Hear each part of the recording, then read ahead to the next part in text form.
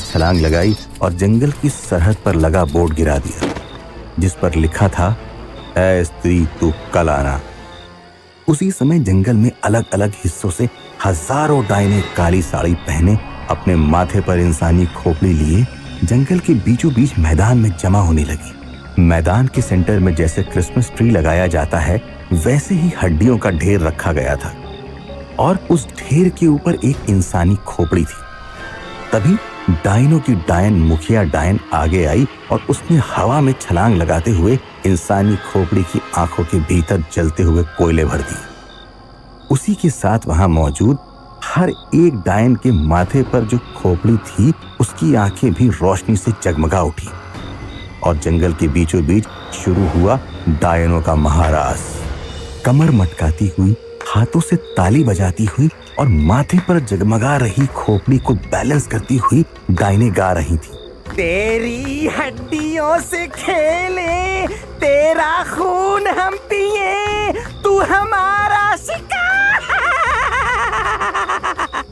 जितनी तेज गति से डायने घूमे जा रही थी, उतनी ही तेज गति से गोपी जंगल के मैदान की ओर बढ़े जा रहा था और गोपी के पीछे अखिल। गोपी रुक जा, घर चल। देख, जंगल में इस समय जाना ठीक नहीं है। माँ कहती है अघोरी अमावस्या की रात जंगल में डायने घूमती हैं, हमें वहां नहीं जाना चाहिए। पर बेचारे अखिल को कहाँ पता था कि ये सारा खेल डायनों का ही रचाया हुआ था। गोपी तो झाड़ियों से कूदता हुआ, छलांग लगाता हुआ बस भागे जा रहा था। गोपी ने एक और छलांग लगाई और गोपी महाराज कर रही डायनों के बीच जा पहुंचा। गोपी को पकड़ने के चक्कर में आओ देखा ना ताओ, अखिल ने भी गोपी के पीछे पीछे छलांग लगा दी। गोपी की छलांग के कारण हड्डियों का ढेर गिर पड़ा और जलते कोयले वाली खोपड़ी ठटक ठटक कर करती हुई नीचे आ गिरी, पर जलते कोयलों ने चारों ओर आग फैला दी। गोपी तो भाग निकला, पर अखिल डायनों के बीच फंस गया। अखिल को देखकर सारी डायने और जोश से महाराज करने लगी और गाने लगी, तेरा ताजा ताजा खून, तेरा नरम नरम मांस, आज आएगा मजा, तेरी हड्डियों से खेले, तेरा खून हम पिए, तू हमारा शिकार। अखिल डर गया, वहां से भागना चाहता था, पर तभी अखिल ने देखा डायनों की डायन ने अखिल का रास्ता रोक लिया और अखिल के बाल पकड़कर अखिल के माथे के भीतर से अपना तलवार जैसा तेज नाखून बस पार करने ही वाली थी कि तभी एक धार वाला चाकू वहां से आया और उसने मुखिया डायन की चोटी काटी। मुखिया डायन अपनी गहरी और डरावनी आवाज में गुर्रा उठी, कौन है? किसकी मौत आई है? सामने आ! वैसे मुखिया डायन अब चिल्लाने के अलावा कुछ और कर भी नहीं सकती थी, क्योंकि वार करने वाला अच्छे से जानता था कि डायनों की ताकत उसकी चोटी में होती है।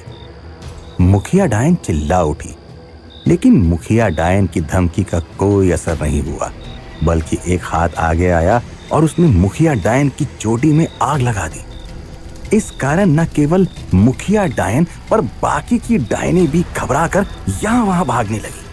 तभी उस चोटी जलाने वाले हाथ ने अपनी जेब से एक जादुई आईना निकाला और आईने को हुक्म देते हुए कहा, करार तोड़ने की सजा मिल जाए, एक के बाद एक सारी डायनें जादुई आईने में कैद हो जाएं।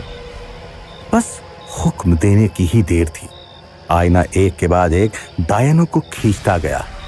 आखिर में बारी आई मुखिया डायन की, जिसने आईने में कैद होने से पहले पूछा, आखिर तुम हो कौन? और अखिल बोल पड़ा, मैं जानता हूं इसे, ये है ध्रुव, धाकड़ ध्रुव। 24-25 साल का ध्रुव एक आम नौजवान की तरह दिखता था, पर उसके कारनामे और उसके हाथों की लकीर बिल्कुल आम नहीं थी। दूसरी ओर जैसे ही अखिल ने धाकड़ ध्रुव का नाम लिया, आईने ने मुखिया डायन को भी अपने भीतर खींच लिया। उसी समय जंगल के बाहर जो बोर्ड गोपी की छलांग से गिर गया था, वो अपने आप फिर से खड़ा हो गया, जिस पर लिखा था, ऐ स्त्री तू कल आना। ध्रुव ने अखिल का हाथ पकड़ा और अखिल से कहा, चलें घर। गुजरात की भूमि पर बसा गांव चौरंगा वैसे भी अपने जहरीले यम, तालाब और पुरानी हवेली के कारण बदनाम था।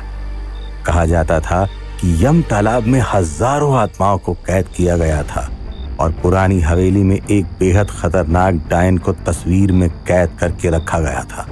ऐसी भयानक धरती के पर्वत पर रहकर सांगाणी खानदान की धरोहर 63 साल के बूढ़े और मंत्र भैरवी विद्या के जानकार अच्युत चारण के बेटे केशव के घर आज बेटे का जन्म हुआ।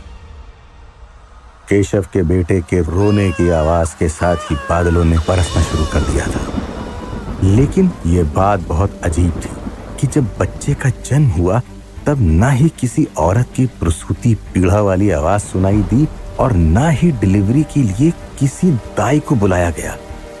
बस एक बंद कमरे से केशव हाथ में बच्चे को लेकर बाहर निकला और उसने अच्युत चारण को बच्चे की एक झलक दिखाते हुए अपने पिता के आशीर्वाद लिए और वहां से चुपचाप निकल गया। इतनी तेज बारिश में केशव ने अपने बच्चे को इस तरह कसकर अपने सीने से लगा रखा था कि कोई ये बात मान ही नहीं सकता था कि कुछ देर बाद यही केशव हमेशा हमेशा के लिए अपने बच्चे को खुद से अलग करने वाला है। केशव पर्वत उतरकर चौरंगा गांव में रह रही अपनी बहन ममता के घर